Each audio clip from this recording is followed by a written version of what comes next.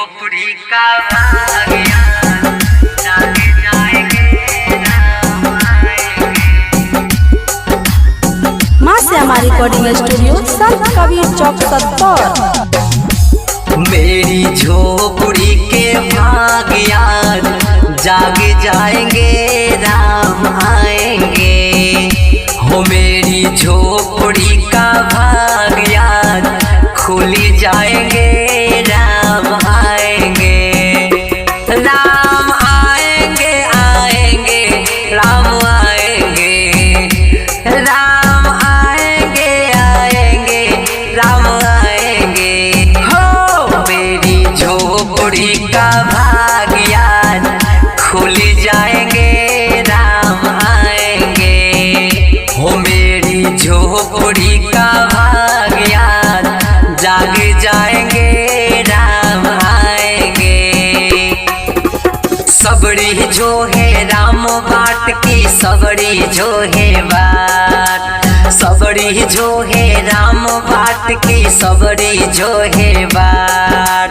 सबड़ी जो है बाट राम की सबड़ी जो है बाट। सबड़ी जो है बाट राम की सबड़ी जो है बाट।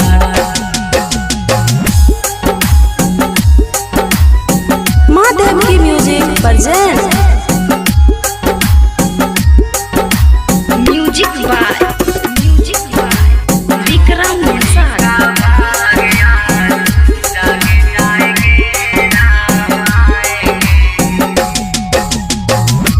राम आएंगे तो यंगे ना सजाऊंगी। दीप जला के दिवाली मैं मनाऊंगी। राम आएंगे तो यंगे ना सजाऊंगी।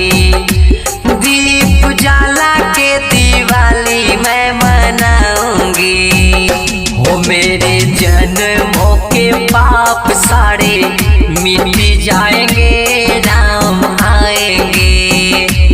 मेरे जन्मों के पाप मेरे जन्मों के पाप सारे मिट जाएंगे राम आएंगे। मेरी झोपड़ी का भागिया खुल जाएंगे राम आएंगे। मेरी झोपड़ी का भागिया जाग जाएंगे राम आएंगे। मेरी झोपड़ी का भागिया खुल जाएंगे राम आएंगे।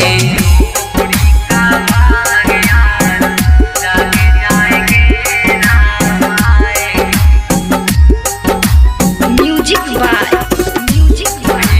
विक्रम निषाद।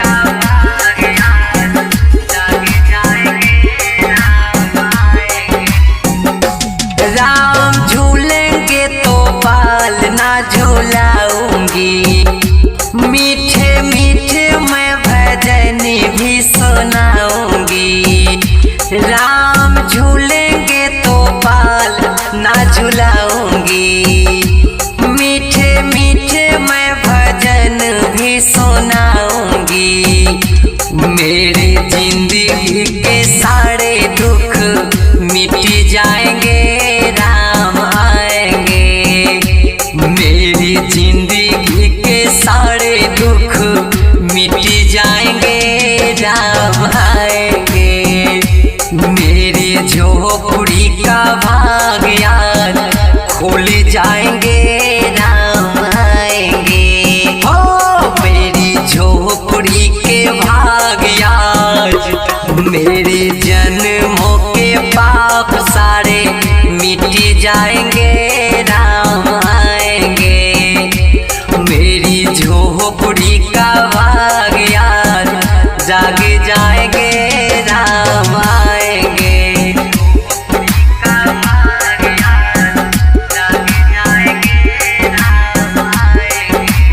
Music by Vikram Nishad. महादेव की म्यूजिक प्रेजेंट। मैं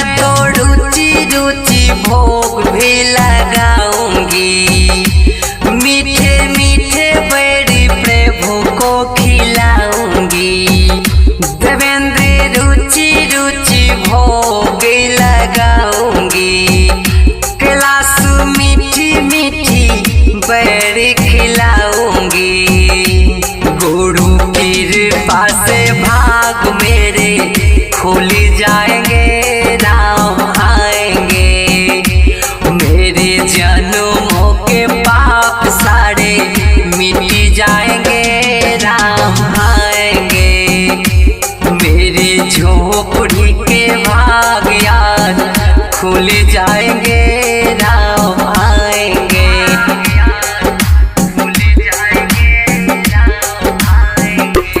मेरी झोपड़ी के भाग